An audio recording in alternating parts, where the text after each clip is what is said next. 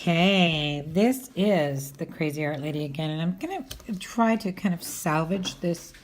I have to redo this whole stupid thing.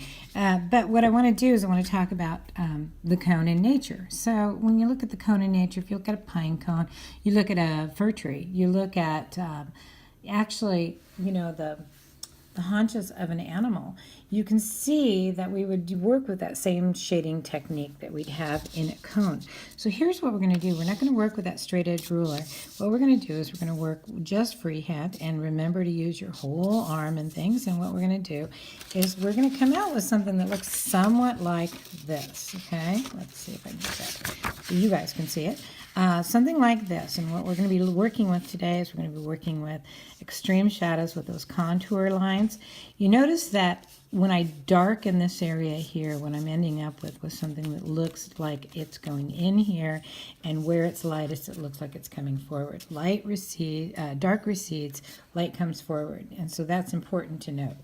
You have a shadow here because your light is falling back here, okay?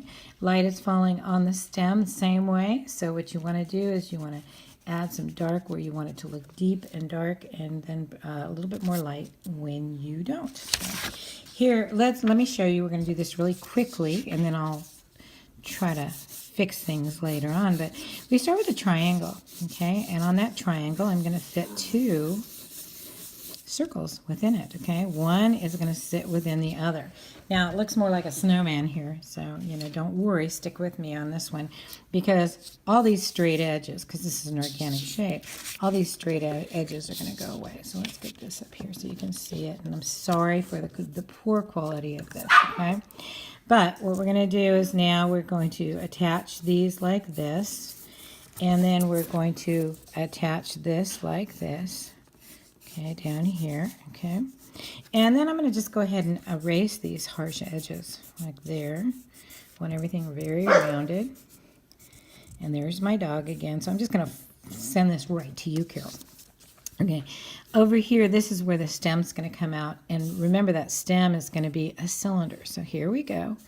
And then at the end, like that, we're going to go like this, okay? And you'll notice that those two interlocking circles now we're going to kind of go away. What we're going to do is we're going to follow this contour line. And so we're going to start doing our shading. And this is when on the other video I said, hey, let's have a little contest that says, come up with a little song for shading. Because there used to be this crayon guy on TV, and his name was Mark Kessler. And he did Draw Squad. And he used to sing, shade, shade, shade, I love to shade. I mean, it was really a simple song, but it was catchy, So maybe we could have like a little contest online with everybody doing that. Now, notice one thing that I did here is I started shading too much because, heaven forbid that I talk and chew gum at the same time. I'm actually not chewing gum, but I'm going to go ahead and give myself a little oval here. And then up here, I want to have kind of an oval here of where my highlight's going to be. Okay, now let's go back in, and we're going to shade, and then we're going to shade over here. I'm going to go really dark right here because this is going to be the darkest part of the pear. Okay, and you'll notice, I don't know about you, but when I go into, I bring pears home, it usually takes about a day or two for them to start getting all splotchy and sputty. So, you might want to add some of those things on there to make it look a little bit more realistic, okay? This, if the light is hitting here, then around here is going to be your shadow on this side, okay? And then here, what we're going to do is we're going to shade and shade and shade and shade and shade, and I'm shading and I'm shading. And here I go. I'm going to shade some more. See, I got to come up with something. Somebody's got to come up with a song for me. So now what I'm going to do is I'm going to take my blending stump, because I love me some blending stump, and I'm going to go ahead and go like this. Okay, and I'm going to go ahead and just try to blend things out a little bit here. And what I love about this is I'm working with a 4B here, but you're going to be able to work with 2B or 6B, whatever you like. Sometimes it's fun for the kids to kind of play around with the different pencils on this one if they start bringing their own, Sometimes I'll have up to 9B, and that's actually even more fun. So what I'm going to do is I'm going to go like that, and you can see that it's starting to kind of come together, okay? So back here, we're going to have some shadow back here, and I'll go ahead and switch on over to maybe a 6B, and I'm going to have my roundedness here, okay, like this back here and here. Okay, we want to have that. Pick up a little bit here because it probably wouldn't be going like that. And then pretty much the last part that you want to do is you want to look at the different parts of the shading. So your darkest area is going to be back here probably. And then this is something a little bit new. This is something called reflected light. So when light is shining on this, over on this side, you can see that the shadow's going to fall back here, but there's also going to be a line between the darkest part on your object. Don't want to cover this, but the darkest part on your object. Okay, we're going to take this, and I'm going to pull out some light here, because this is reflected light.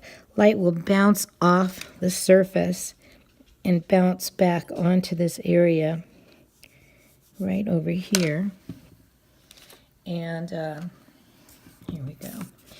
And it should be thinner than this actually. I made it a little too dark here and a little too thick, but you'll find that your dark area here, okay, you see that? You're going to have some reflected light on this side, and that's going to make it look a little bit more realistic, okay? But pretty much that's it. You might have teeny tiny bit on this side here. You're going to have to start looking at where those lights hit. But that's pretty much it. So today we learned a little bit new, but let's talk about the things we did learn. First thing is this is an organic shape, meaning that it's of nature, okay? And like I said, I'm so sorry about the quality here. Okay, it's an organic shape. Let me move all this stuff out of the way here. Maybe not. Okay. But it's an organic shape. It's got highlights. It's got shadows.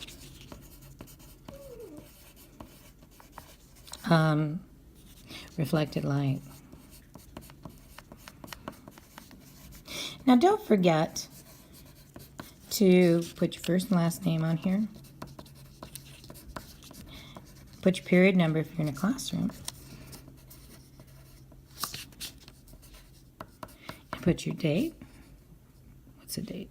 8/23/17. I think that's it. Anyway, make sure you have those and like and subscribe. But the other thing you want to do is you want to make sure you get your artist signature on there. So like Picasso, we find something, just a sketch that he had, when he was younger. And people are like, oh my gosh, you have an original Picasso. And someday you're going to say, oh my gosh, I have an original, insert your name here, and somebody's going to pay you like, a couple $1,000 to $1 bazillion for it. So you want to do that. Happy drawing. You guys have a good time, and I will be uploading a better copy soon.